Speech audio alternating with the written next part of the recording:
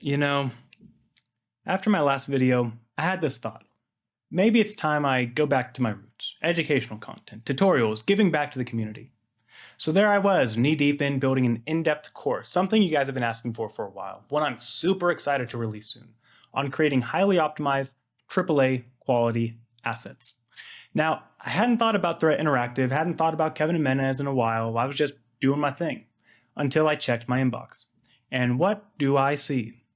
A cease and desist letter from Kevin's attorney.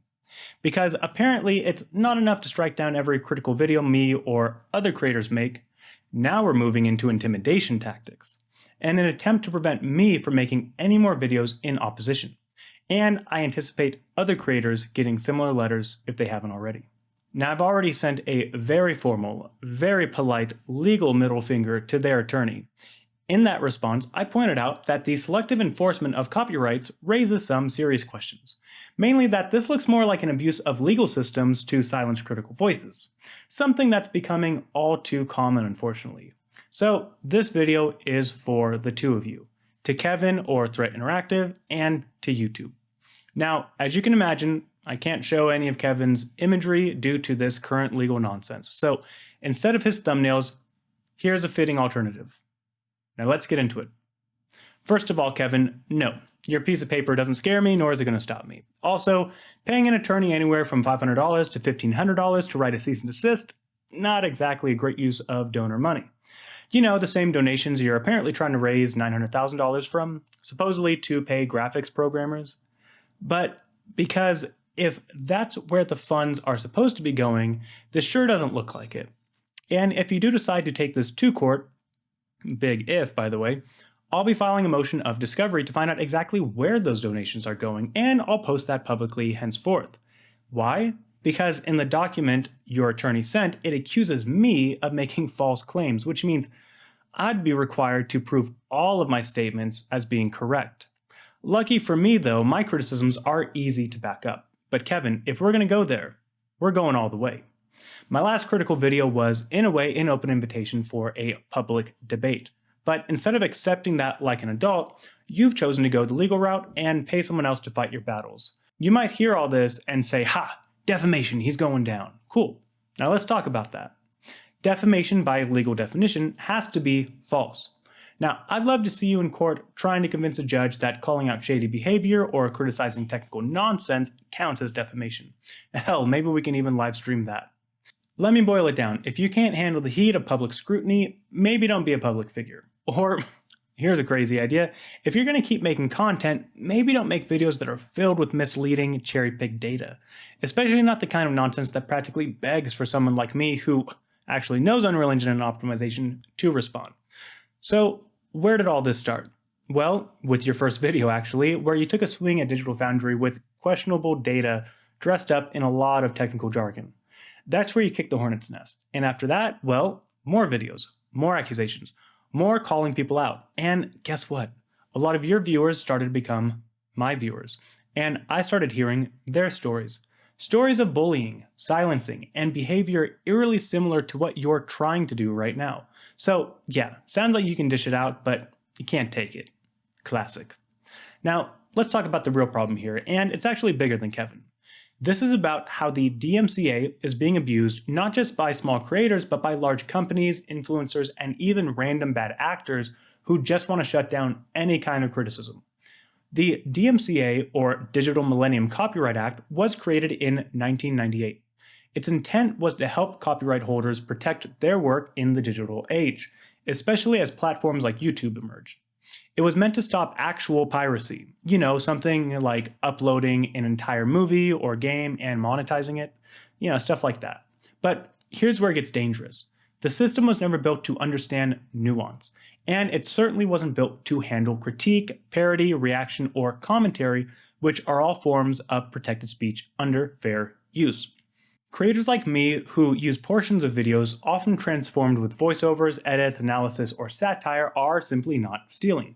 We're engaging in a dialogue. We're creating new content from the old content. That's transformative, and it's legal. And it's also vital to keeping the internet an open space. But what happens instead?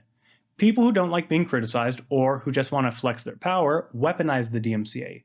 To people like Kevin, aka Threat Interactive, cringe name by the way, this isn't about copyright, this is about control. They send takedown notices, they abuse the claim system, and because platforms like YouTube automate the process and lean heavily towards the presumptive copyright holder, creators are automatically penalized. We don't get due process, we don't get a trial, we get punished first and maybe restored weeks later, if we're lucky. And again, there's almost no consequences for false claims. Someone could theoretically spam takedown requests, and while we're stuck dealing with YouTube's slow appeal process, our videos are down, our income is frozen, and our momentum dies. That's not copyright protection, that's censorship with extra steps. And if you're wondering why don't more creators fight back, well, it's because most don't have the time, money, or energy to lawyer up over YouTube drama. They just take the hit and move on.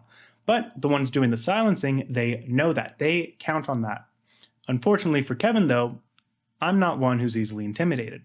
But that's the thing. It's not just me. There are other creators whose videos have been taken down, and not just from Threat Interactive, but this is a common occurrence throughout YouTube in general.